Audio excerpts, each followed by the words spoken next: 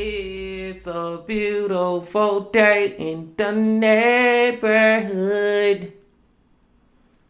Reaction Beanie 264. Day in the neighborhood. My brothers and sisters.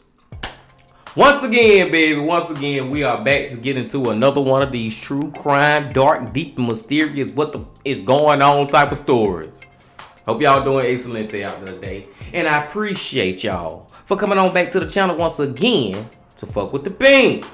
Now, we're going to our homeboy channel for this video. He just dropped this video yesterday, and we about to check it out. And that homeboy is Diretrip. Diretrip, y'all. It's been a while since we've been a Diretrip.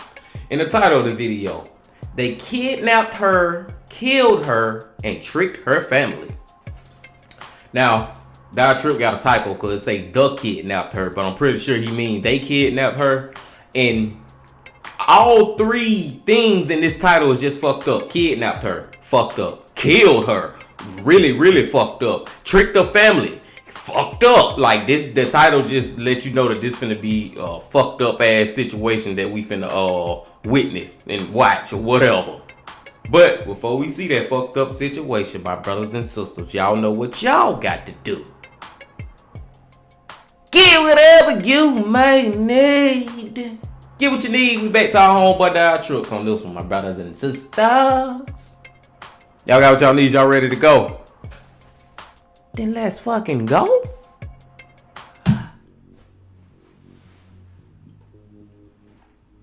The daughter of a popular Japanese manga artist and Taiwanese idol became the target of a group of ruthless kidnappers.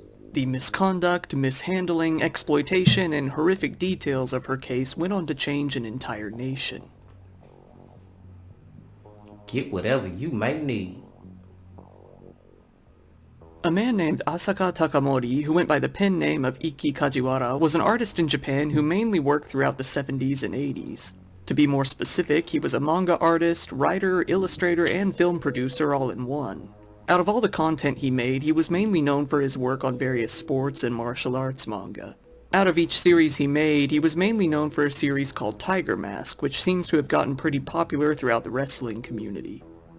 Despite being the son of an illustrator himself, Kajiwara didn't really look like he had the brightest future coming up ahead of him. He was actually pretty much just a thug in his youth, showing little interest in anything other than fighting with his classmates. After World War II, though, his family moved out to Tokyo. He jumped from school to school, never really finding much success until he got a job as a novelist, of all things, when he was only 17 years old. This was when he started writing for a couple of different magazines as well, forcing him to come up with a couple of different pen names so that it didn't leak that he was actually working for multiple competing magazines. Pai Shuha was born after World War II, in 1955 to be exact. She was a singer, actress, later social activist from Taiwan. She was what you could consider to be a proto-influencer at the time, a face that was always active within the media. Although she was born to a very poor family and dropped out of school, she found success in other ways. In the 70s, she won a singing contest held by Taiwan Television. This motivated her to pursue a more media-based career. She adopted a stage name, Bing Bing, which she is still known by to this day. Shortly after starting her career, she moved out to Japan to study acting and brush up on her singing. This was when she ran into Ikki Kajiwara. The two quickly hit it off and got married. In 1980, they had a daughter together, Pai Xiaoyong. Things weren't all too happy for very long. Kajiwara was working on a new wrestling biography series from 1980 to 1983, but it didn't end in the best of ways. Kajiwara ended up with a highly publicized case of assault on his plate, not to mention domestic abuse allegations. This arrest led his family to distance themselves from him and to his new wrestling series getting cancelled for good. To really pile on, he was also being accused of having an affair with a different actress. Kajiwara basically became an outcast in Japanese society.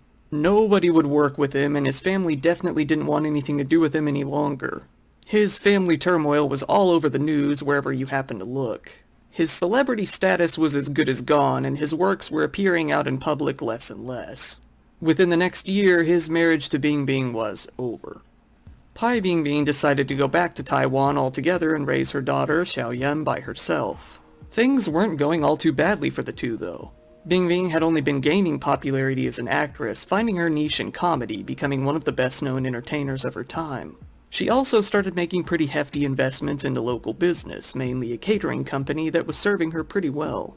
Back home in Japan, outcast from society, Xiaoyan's father, Kajiwara, decided to start writing his own autobiography, talking about his rough childhood, his inspirations, his relationships, and his meeting with all of his favorite wrestlers. However, in 1987, when he was only 50 years old, while still working on the book, he suddenly died of pancreatitis. Damn. This, while definitely sad, didn't seem to impact the lives of his daughter or ex-wife very much. Bingbing continued her career the same as ever, getting only more successful if anything. Xiaoyan even debuted as an actress herself, acting alongside her mother from time to time. This mother-daughter fame, though, would go on to catch the eyes of some truly unsavory individuals. On the morning of April 14th in 1997, Pai Xiaoyan was heading out to her school, Xingwu High School, just as if it were any other day. She never did show up to school, though.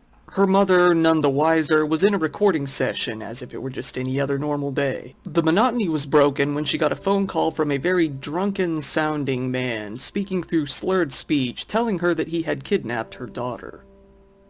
Bingbing listened as... Well, I'm sitting back wondering, like, why would you kidnap her daughter? Do they think Bingbing is, like, got money? Is they after money? You know what I'm saying? Like, why would you do this? It gotta be money. They gotta be kidnapping the daughter for ransom, right?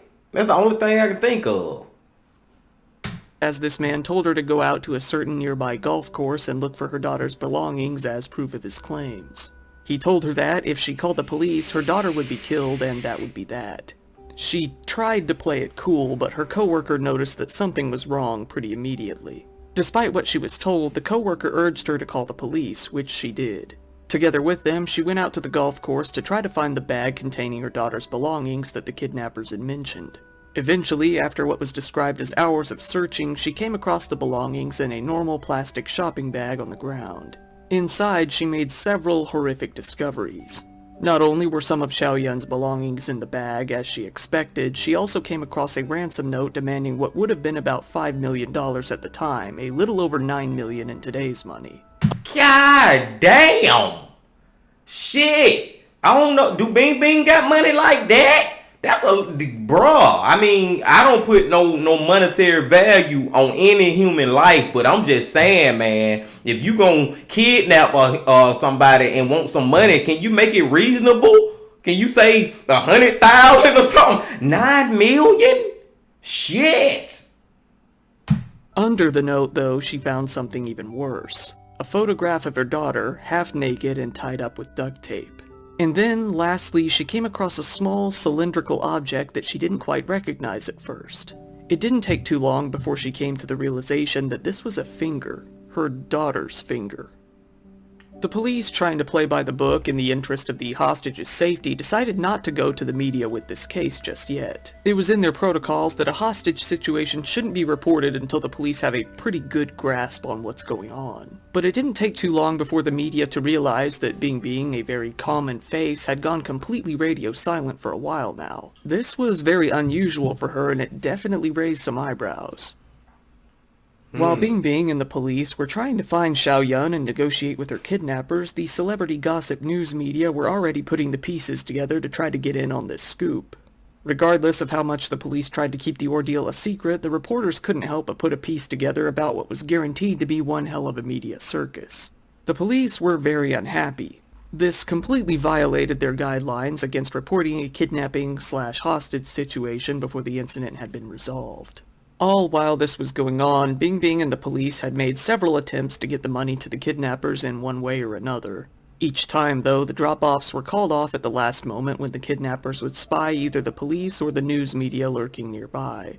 This was when the kidnappers, furious, decided to let Xiaoyan call her mother herself, amping up the fear factor with her daughter screaming, "Stop it. Mom, save me. I just want to see you. I don't want to die," before the phone was once again taken away. More and more attempts were made to exchange the cash, but at some point the kidnappers had gotten frustrated that Bingbing had violated the one condition they gave her, not contacting the police. The phone calls from the kidnappers abruptly stopped one day. This was when the police really began to accept that time was not on their side. At this point, they were facing the reality that, more than likely, they weren't going to get Xiaoyan back alive. After so many communications with the kidnappers, though, the police were finally able to determine the location of their hideout. As soon as they knew, they went out and started raiding the building. After a firefight between the police and the kidnappers, only one of the criminals was arrested, with the other two escaping and fleeing off into the night. As they searched the hideout, they came to realize that Xiaoyan was nowhere to be found. Wow. It would be a few days until a local resident called the police on April 28th with a discovery. Someone was floating down in a drainage ditch coming off from a river below. The police came out to find Xiaoyan's body, weighed down with some dumbbells floating in the water. The corpse was said to have been so badly beaten, decayed, and bloated that the police refused to let anyone see it. An autopsy determined that the cause of death was internal organ rupture due to continued assault, along with massive blood loss. And see, this is the question, y'all. This is the question I gotta ask, man. Did Bingbing Xiaoyan mama, did she do the right thing by contacting the police, even though the kidnappers told her, do not tell the fucking police or your daughter gonna be dead or something bad gonna happen? Do y'all feel like she did the right thing? That's a tough situation to be in. And I know she probably gonna always blame herself for that shit because she got the police involved. I mean, eventually, if it was me, I probably would have. But that's tough. But I probably would have tried my best not to tell the police until I can just try to hold on to something. You know what I'm saying, man? Because if they telling me don't tell the police they gonna kill my daughter, man, I don't even want to take that damn risk. So I ain't blame her for telling the police, but you gotta think, man, that's a tough situation to be in. I can't even imagine it. As bad of condition as she was in, she was easily identified by the missing finger. It appeared that she had been tortured and violated for a period of time before being disposed of. It was found that she had been dead for roughly 10 days at this point, with it having only been 14 days since she was kidnapped. This brought the police to a truly horrific realization. Xiaoyan had already been dead throughout most of the negotiations. Wow. Worse than that, the voice that they had heard on the phone calling for her mother couldn't have been her. The kidnappers, already having killed her, must have gotten someone to impersonate her voice during those moments. With the media dying to get their grubby little hands on this case just one more time, sadly the photos of her body leaked out, being printed in various mainstream publications, including the China Times, for all to see.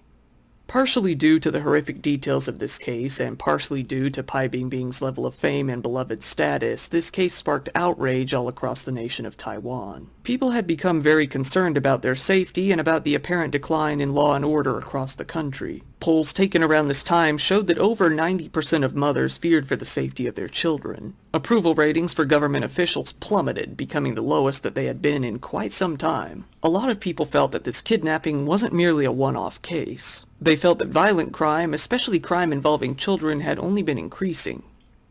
8 different media organizations who published pictures of Xiaoyan's body were heavily criticized and condemned while protesters marched throughout May of 1997, demanding Premier Lian Chan's resignation from his position. This crime was only the breaking point after a long string of unsolved violent crimes in recent years that left the public very unsatisfied with their leadership, to put it lightly. After the raid on the kidnappers' hideout, 12 accessories to the crimes came to be arrested. 3 of the main criminals, including the 2 who had escaped during the raid, were still on the run somewhere. The 3 remaining criminals that the police were hunting were Cao Tianmin, Lin Chunsheng, and Chen Qianxing. While on the run, these 3 men would brazenly go on to commit multiple other crimes, including over 20 sexual assaults and even more kidnappings. God damn, them motherfuckers just ain't give a fuck. They on the run for kidnap, murder, sexual assault, and all that. And why they on the run for it, they still doing the same shit. These motherfuckers ain't care at all. They were gonna keep doing that fucked up shit that they be doing until they get caught. And I hope they get caught, and I hope they serve their time or they get the death penalty or something. Let's see. Problem was, the police in Taiwan didn't really have the greatest skills when it came to forensics at the time. Unless the criminals were caught in the flesh, they weren't likely to be tracked very well. Knowing that neither time nor the public were on their side, the police handed down orders to kill any of these criminals on the spot without warning if they showed any sort of resistance. While on the run from the police, the three men kidnapped the Taipei County Councilor on June 3rd and robbed him of over $6 million. Then, in August, they kidnapped a local businessman and took a ransom from his family.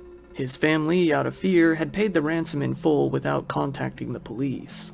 Finally, on August 19th, the police were able to track the three men to Wuchang Street in Taipei. They weren't going to go down easily, though, resulting in a hail of gunfire between the two parties. Being shot 6 times and feeling that he was done for, Lin turned the gun on himself and ended his life on the spot. One police officer was killed in the battle, with another being wounded as well. Backup arrived as quickly as possible and the neighborhood was combed through, but nothing of importance was found. Chun and Kao had escaped. Damn! Chun and Kao, still on the run, continued their crime spree the same as ever. 2 months later, on October 23rd, the two kidnapped a plastic surgeon, his wife, and his nurse and forced them to perform plastic surgery on them. After the surgeries were over, they shot all 3 of them. They then continued their run together. Bro, these motherfuckers on the run like a bitch. That's the second time they done got away on some crazy shit, you know what I'm saying? And then these motherfuckers kidnapped some people who are plastic surgeons, told them to give me plastic surgery, and after they did that, they killed them. I didn't expect all this from these dudes. I thought literally after they killed Xiao Shang, you know the little girl who lost her life, I thought they was gonna get caught after that. These motherfuckers on the run like a motherfucker. Then now they got plastic surgery and then killed the people who did it. Unexpected. In early November, Cal was spotted by the police while out in public. When the police attempted to capture him, much like his cohort Lin, he turned the gun around and ended himself. Wow. Chun, however, the worst of the 3 men, still continued to evade the police. The longer he got away with his crimes, the more emboldened he became. He kidnapped and violated a good number of women during this period, even looking them in the eyes and telling them, "I am Chun Shunxing," just to see the look of horror on their faces. This all came to a climax on November 18th, when Chun broke into the home of a man named Colonel Edward McGill Alexander, the South African military attaché to Taipei. Chun had only one goal in mind. By now, the police had arrested his wife, his brother-in-law, and several of his other friends and relatives for being accomplices to his crimes. In order to get a deal with the police, Chun knew that he had to take some hostages. He couldn't think of any better way to get immediate attention than by causing an international incident by holding foreign government officials at gunpoint. Chun, breaking into the home, put a gun to the head of the colonel's 12-year-old daughter. Within minutes, he had the colonel, his 2 daughters, his wife, and his infant son at his mercy. He then went on to hold the whole family hostage for a full 20 hours. The media vultures, as usual, were loving this. Cameras were on the home non-stop as Chun and the police communicated back and forth. All night, Chun gave interviews to TV and radio personalities over the colonel's phone. Some of them even went as far as to ask him to sing for them over the radio. Another reporter flat out told Chun that he should end himself then and there, something that angered him greatly. The police, afraid of angering him even more, were afraid to make this circus stop.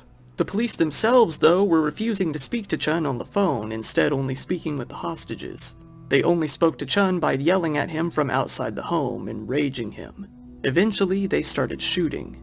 In the end, 3 firefights broke out between Chun and the police. 160 spent shell casings were found on the ground around where Chun stood alone. The colonel, Alexander, and his daughter, Melanie, were both injured by gunfire during the firefights. The massive crowd of photographers, reporters, and news vans prevented them from getting to an ambulance in a reasonable amount of time. While they finally did get to the hospital, the rest of the family were still stuck in the home, completely at Chun's mercy. After a long negotiation process, Chun eventually surrendered to the police. He gave a complete confession to both Pai Xiaoyun's kidnapping and to a lengthy list of other crimes, including 18 sexual assaults that he himself would admit to, telling the police clearly that there were likely much more that he didn't even remember. Wow. Completely out of left field, Chun decided to convert to Christianity in prison, seemingly becoming fairly devout. There are a few possible reasons as to why this came about. For one, the Colonel's family continually prayed and remained peaceful while held at gunpoint in the home, something that may have stuck with him. One of the daughters even gave Chun a drawing of a cross during this period. The Colonel's wife, Anne, even hugged him and forgave him at the time of his surrender.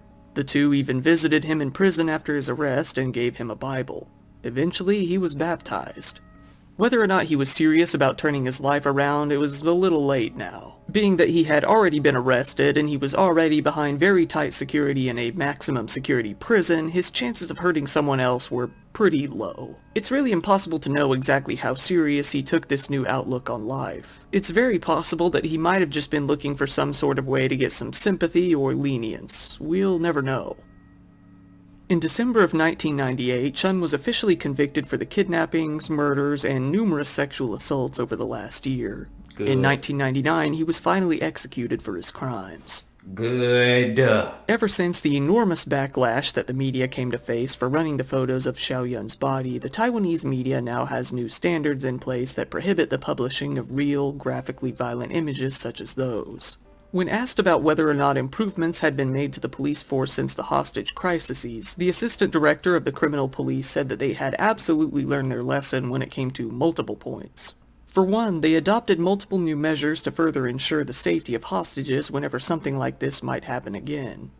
For instance, the police were always required to fire at least one warning shot before ever engaging in a firefight, regardless of the level of danger at hand, wasting precious time. Given that a police officer had died in one of these firefights and that multiple hostages had come to be injured, they decided it was time to get rid of this arbitrary rule and focus on solving the problem more efficiently.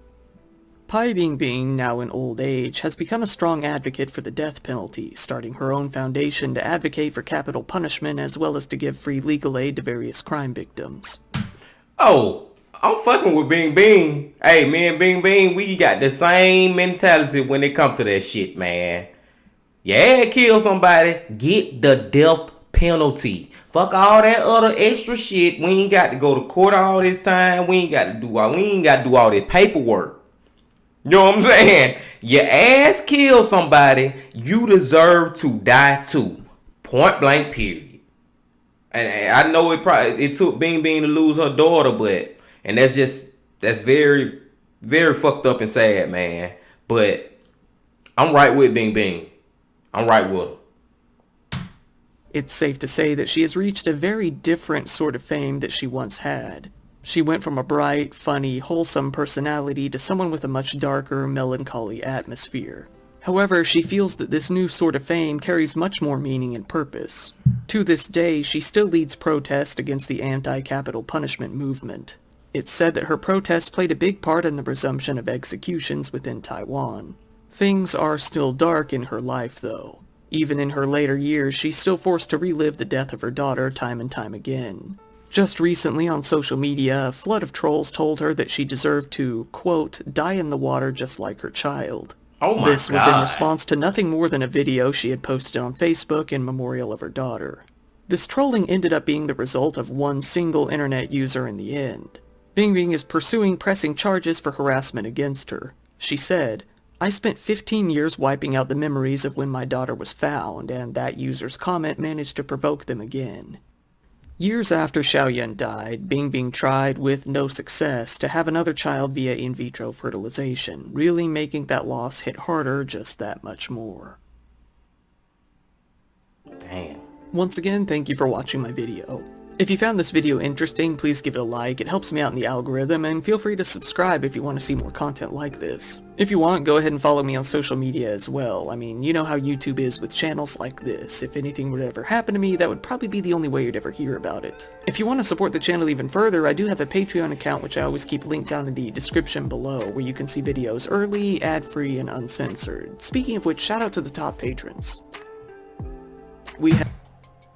Y'all fuck with diretrip, man. If you want to, join his Patreon, do all that, man. The dude does a great job. I love diretrip. This is my guy.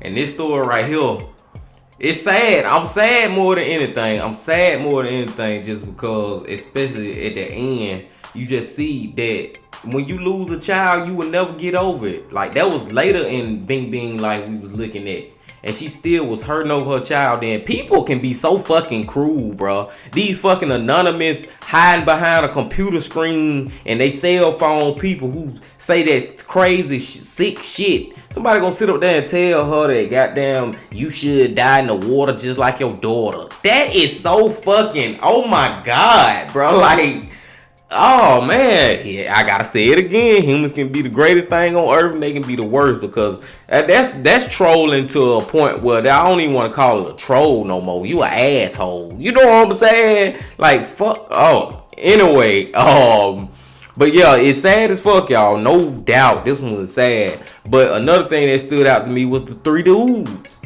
Not only was these dudes crazy, but they was getting away with the shit. They was goddamn running. They was on the run. And two of they punk ass gonna sit right there and kill theyself when they realize they caught and police finna kill them. So now I'm just gonna turn the gun on myself and just kill myself. They pull old bitch fuck weak ass move what they did. And then the last dude, I'm so glad he got that fucking death penalty. But it's the one thing I want to ask y'all, my brothers and sisters. Then I'm gonna let you go. I just want y'all to think about this real quick. Follow me now. After that dude went to prison for, you know what I'm saying, the murder of Xiao Young and then all the other crimes he had been committing after that while he was on the run, he went to prison for that. He started getting into Christianity, right? He started getting into Christianity and it seemed like he turned his life around and all that shit.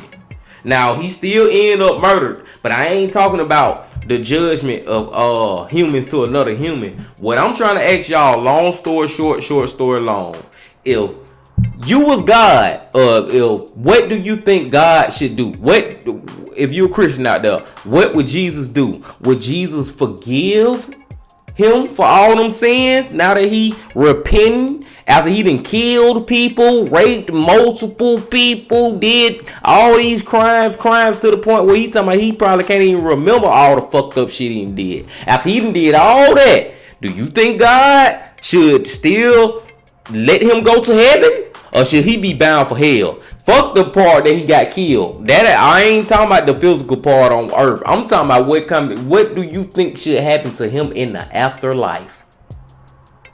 Even though he repenting and then talk to Jesus and God and he a Christian and he holy now and all that shit. But all that shit in his past, what do you think?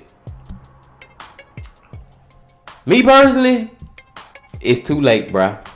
It is too goddamn late. You can go to prison and try to turn your life, and I'm so and forgive me, God, Lord Jesus Christ, and all that. You got to pay for your sins, bro. You got to pay for your sins, bro. And all that shit he had did. Death penalty, check. After you die, go to hell. Whatever hell is, whatever the fucking form of hell is, whatever the most fucked up shit that can happen to you after you die, that's what he need to be experiencing right now. And I'm through with it, my brothers. I'm through, man. I'm through, my brothers and sisters. Another crazy one, man. God damn, bro. Hey, y'all just make sure y'all hit that like button before y'all go. Comment, subscribe. We need more subscribers over here, y'all. We need more subscribers because once we get to that 1,000, things gonna really start to amp up. And I'll see y'all tomorrow we're going to Mike tomorrow. We're going to Mike from that chapter tomorrow. And until I see y'all, my friends, this story here got me a little like, wow, bro. It got me mind blown a little bit just because of them damn 3 dudes. But until I see y'all tomorrow, my brothers and sisters, I got to say this. Love, peace, and happiness. Stay safe. Don't stop. Keep going. Yeah.